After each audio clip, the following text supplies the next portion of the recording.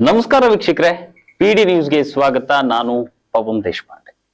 ರಾಮದುರ್ಗದ ಐತಿಹಾಸಿಕ ದೇವಸ್ಥಾನವಾಗಿರತಕ್ಕಂತ ಶ್ರೀ ವೆಂಕಟೇಶ್ವರ ಜಾತ್ರಾ ಮಹೋತ್ಸವ ಈಗಾಗಲೇ ನಡೆಯುತ್ತಿರುವಂತದ್ದು. ಈ ಬಾರಿಯ ವಿಶೇಷ ಏನಂತಂದ್ರೆ ರಾಮದುರ್ಗ ಪಟ್ಟಣದಲ್ಲಿ ಸಾಕ್ಷಾತ್ ತಿರುಪತಿಯೇ ಧರೆಗಿಳಿದಂತೆ ಭಾಸವಾಗ್ತಾ ಇದೆ.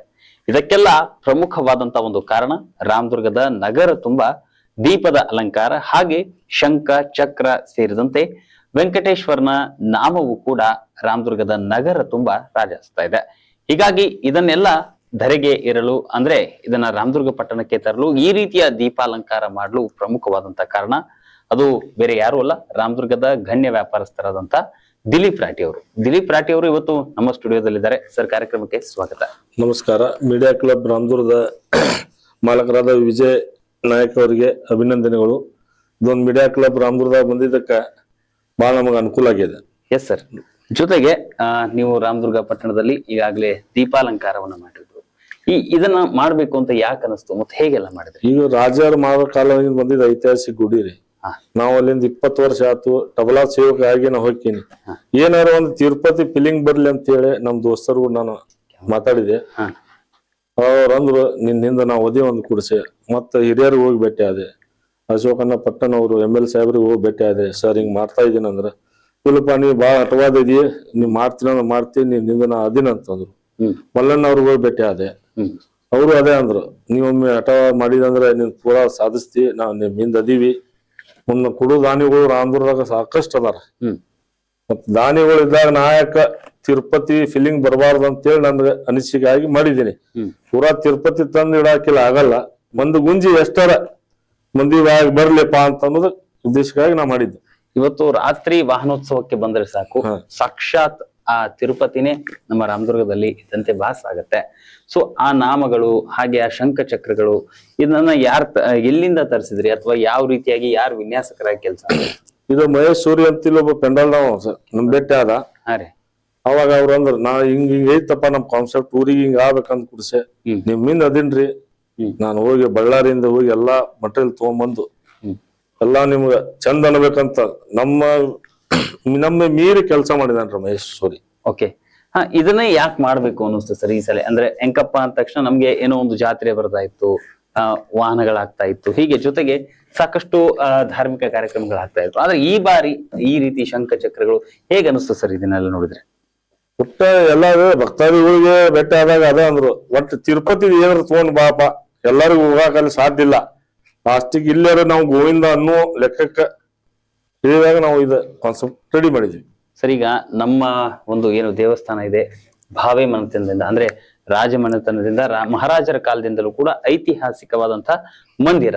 ಸೊ ಇನ್ನೂ ಅದರ ಕಾರ್ಯಕಲ್ಪ ಕೂಡ ಆಗ್ಬೇಕು. ಇವತ್ತು ತಾವು ಕೂಡ ಬಂದಿದ್ದೀರಿ, ಇವತ್ತು ಇಷ್ಟೆಲ್ಲ ಹಲವಾರು ದೀಪಾಲಂಕಾರವನ್ನು ಮಾಡ್ತಾ ಇದ್ರಿ. ಇಂತಹದ್ದೇ ಒಂದು ಇದು ಗುಡಿಗೆ ಒಂದು ಇನ್ನೂ ಡೆವಲಪ್ಮೆಂಟ್ ಆಗ್ಬೇಕು. ಮತ್ತೆ ಇದಕ್ಕೆ ಏನ್ ಹೇಳ್ತೀರಿ ಜನರಲ್? ಏನ್ MLA ಸಾಹೇಬ್ರಿಗೆ ಮಾತಾಡಿದಿವ್ರಿ ನಾವು, ಅವ್ರ ಅಂದಾರ ಫಂಡ್ ರಿಲೀಸ್ ಮಾಡೋನು, ನಾವು ತಿರುಪತಿ ಟ್ರಸ್ಟಿಗೆ ಕೊಡ್ಬೇಕಂತ ನಮ್ಗೆ ಬಾಳ ಇತ್ತು.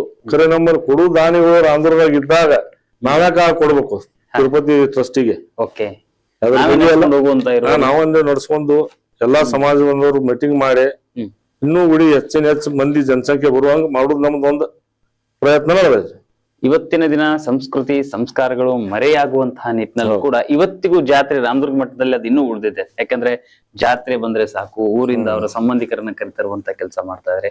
ನಾವು ನೋಡ್ತಾ ಇದೀವಿ ದಿನದಿಂದ ದಿನಕ್ಕೆ ವಾಹನಕ್ಕೆ ಬರತಕ್ಕಂತ ಸಂಖ್ಯೆ ಕೂಡ ಜಾಸ್ತಿ ಆಗ್ತಾ ಇದೆ. ಏನ್ ಹೇಳ್ತೀರಿ ಸಾರ್ವಜನಿಕರಿಗೆ, ರಾಮದುರ್ಗದ ಸಾರ್ವಜನಿಕರಿಗೆ? ಎಲ್ಲರಿಗೂ ತಿರುಪತಿ ಹೋಗಕ್ ಸಾಧ್ಯ ಇಲ್ರಿ. ಲಾಸ್ಟಿಗೆ ಇದೇ ತಿರುಪತಿ ಅಂತ ಹೇಳಿ ಜನಸಂಖ್ಯೆ ಬಂದು ಭಕ್ತಾದಿಗಳು ನಾವು ಎಲ್ಲಾ ಕಡೆ ಸೌಂಡ್ ಅಳವಡಿಸಿವಿ. ಲಾಸ್ಟಿಗೆ 100 ಮಂದಿರ ಗೋವಿಂದ ಗೋವಿಂದ ಅಂದ್ರ ನಮ್ಮ ಮಾಡಿದ್ದ ಪಾವನ ಆಗ್ಬೇಕು ಕೆಲ್ಸ. ಓಕೆ.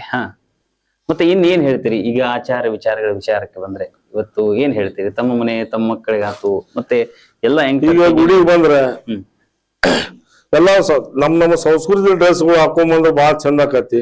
ಈಗ ಬೆಳಿಗ್ಗೆ ನಾವ್ ಎಲ್ಲಾ ಕಡೆ ನೋಡ್ತೀವಿ, ಹೆಣ್ಮಕ್ಳ ಗೌನ್ ಮ್ಯಾಗೆ ಹೋಗಿ ಎಡಿ ಕೊಟ್ಟು ಬರುದು, ಜೀನ್ಸ್ ಪ್ಯಾಂಟ್ ಬಂದು ಹಾಕೊಂಡ್ ಬರುದು. ಈಗ ನಾ ಮಗಳ ಆತಂದ್ರ ಆಕಿ ಲಗ್ನ ಮಾಡ್ಬೇಕಂದ್ರ ನಾವು ಗೌನ್ ಮ್ಯಾಗ ಇದ್ರ ಮ್ಯಾಗ ತೋರ್ಸಲ್ಲ, ದೇವಸ್ಥಾನಕ್ಕೆ ಬಂದ್ರೆ ನಾವು ಮನ್ಯಾಗ ತೋರ್ಸಲ್ಲ ಒಂದು ದೇವಸ್ಥಾನಕ್ಕೆ ಇದಾಕ ಆಗಬಾರ್ದು ಅಂತ ನಂದು ಅನಿಸಿಕೆ. ಒಂದು ವಿನಂತಿಯನ್ನು ಮಾಡ್ತಾ ಇದ್ರೆ ಸಾಂಪ್ರದಾಯಿಕ ಉಡುಗೆ ತೊಡುಗೆಗಳಲ್ಲಿ ದೇವಸ್ಥಾನಕ್ಕೆ ಇವತ್ತಿನ ಮಹಿಳೆಯರು ಯುವಕರು ಬರಬೇಕು ಅಂತ ಹೇಳಿ ವಿನಂತಿಯನ್ನ ಮಾಡ್ತಾ ಇದ್ವಿ.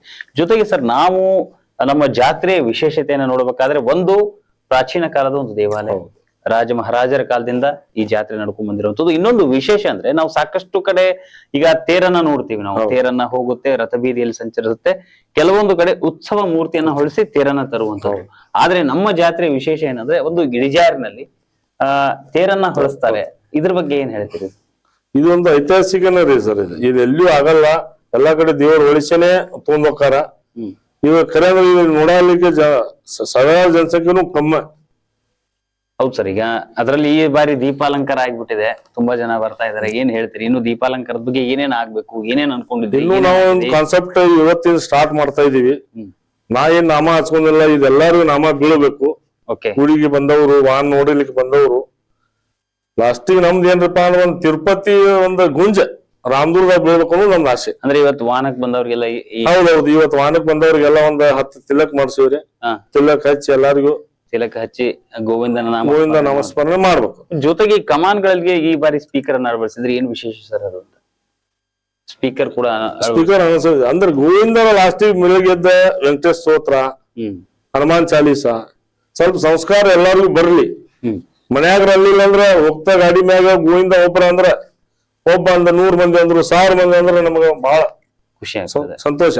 ದೇವರ ನಾಮ ಬರ್ಲಿ, ಎಲ್ಲರ ಮಕ್ಕಳು ಎಲ್ಲರೂ ಕೂಡ ನಮ್ಮ ಸಂಪ್ರದಾಯ ಸಂಸ್ಕಾರವನ್ನ ಕಲೀಲಿ ಅನ್ನೋ ಉದ್ದೇಶದಿಂದ ಈ ರೀತಿಯಾಗಿ ಸ್ಪೀಕರ್ ಗಳನ್ನ ಅಳವಡಿಕೆ ಮಾಡ್ತಿದ್ರೆ ಸ್ವಾಗತಾರ್ಹ ಸರ್. ತುಂಬಾ ಚೆನ್ನಾಗಿ ಕೂಡ ಇವತ್ತು ರಾಮದುರ್ಗ ಪಟ್ಟಣ ಇವತ್ತು ರಾರಾಜಿಸ್ತಾ ಇರುವಂತದ್ದು. ಹಾಗೆ ನಮ್ಮ ಏನು ನಮ್ಮ ತಾಲೂಕಿನಲ್ಲಿ ಗೋಶಾಲೆ 2 ಇದೆ, ವೆಂಕಟೇಶ್ವರ ದೇವಸ್ಥಾನದಲ್ಲೂ ಕೂಡ ಇದೆ. ನಾನು ತಮ್ಮಲ್ಲಿ ಒಂದು ವಿನಂತಿಯನ್ನ ಮಾಡ್ಕೊಳ್ತೀನಿ, ಈಗೇನು ಇಷ್ಟು ಅಭಿವೃದ್ಧಿಯನ್ನ ಮಾಡ್ತಾ ಇದ್ರಲ್ಲ, ಗೋಶಾಲೆ ಬಗ್ಗೆ ಏನಾದ್ರು ಯೋಜನೆ? ಗೋಶಾಲೆ ಮಾಡ್ಬೇಕಂದ್ರೆ ಸರ್ ಇಲ್ಲಿ ಮತ್ 10-20 ಕಿಲೋಮೀಟರ್ ಮ್ಯಾಗ ಹೋಗ್ಬೇಕು.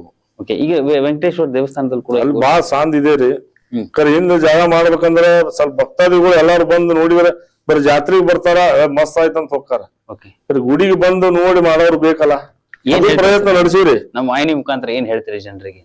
ನಾನ್ ಅಂತೀನಿ, ಎಲ್ಲಾರು ದಿನ ಭಕ್ತಾದಿಗಳು ಗುಡಿಗೆ ದರ್ಶನ ಮಾಡ್ರಿ, ಅಲ್ಲಿ ಏನ್ ನಡ್ದೈತ್ ಅನ್ನೋದು ನೋಡ್ರಿ. ಗೋಶಾಲೆ ಬಗ್ಗೆ ವಿಚಾರ ಮಾಡ್ಬೇಕು ಅನ್ನೋದು ನಮ್ಗೆ ಬಾಳ ಐತಿ. ಗೋಶಾಲೆ ಗುಡಿಯಿಂದ ಆದ್ರೆ ಬಾಳ ಚಲೋ ಆಕತ್ ನಮ್ಗಂತ.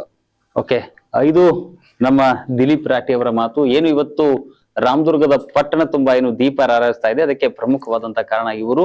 ಹಾಗೆ ಎಲ್ಲರನ್ನ ಗಣನೆಗೆ ತೆಗೆದುಕೊಂಡು ಮಾಜಿ ಶಾಸಕರಾಗಿರ್ಬೋದು, ಹಾಲಿ ಶಾಸಕರಾಗಿರ್ಬೋದು, ವ್ಯಾಪಾರಸ್ಥರಾಗಿರ್ಬೋದು, ಹೀಗೆ ಸಾಕಷ್ಟು ರಂಗಗಳಲ್ಲಿ ಇರ್ತಕ್ಕಂಥ ರಾಮದುರ್ಗದ ಉದ್ಯಮಿಗಳನ್ನ ಗಣನೆಗೆ ತೆಗೆದುಕೊಂಡು ಬಂದು ರಾಮದುರ್ಗದಲ್ಲಿ ತಿರುಪತಿ ಧರೆಗಿಳಿದಂತೆ ಮಾಡಿದಂಥವ್ರು ಇವರು. ಹೀಗೆ ಇವರ ಒಂದು ದೇವರ ಒಂದು ಸತ್ಕಾರ್ಯಗಳು, ಧಾರ್ಮಿಕ ಕಾರ್ಯಗಳು ಹೀಗೆ ಜರಗಲಿ. ಹಾಗೆ ಅವರು ಒಂದು ವಿನಂತಿಯನ್ನ ಮಾಡಿದ್ರು, ದೇವಸ್ಥಾನಕ್ಕೆ ಬರ್ಬೇಕಾದ್ರೆ ನಾವು ಸಾಂಪ್ರದಾಯಿಕ ಉಡುಗೆಯಿಂದ ಬರೋಣ, ಪಾಶ್ಚಿಮಾತ್ಯ ಉಡುಗೆಗಳಿಗೆ ಹೋಗೋದು ಬೇಡ, ನಾವು ದೇವರು ಮತ್ತೆ ಅವರ ಸ್ತೋತ್ರಗಳನ್ನ ಪಠನೆ ಮಾಡೋಣ ಅಂತ ಹೇಳ್ತಾ ಇದ್ದಾರೆ. ಸರ್, ಇಷ್ಟೊತ್ತು ನಮ್ಮ ಸ್ಟುಡಿಯೋಗೆ ಆಗಮಿಸಿ ತಮ್ಮ ಅಭಿಪ್ರಾಯವನ್ನ ಹಂಚಿಕೊಂಡಿದ್ದಕ್ಕೆ ತಮಗೆ ಧನ್ಯವಾದಗಳು. ಹೀಗೆ ಇನ್ನೂ 10 ಹಲವು ಕಾರ್ಯಕ್ರಮಗಳೊಂದಿಗೆ ನಿಮ್ಮನ್ನ ಮತ್ತೆ ಭೇಟಿ ಆಗ್ತೀನಿ. ನಮಸ್ಕಾರ.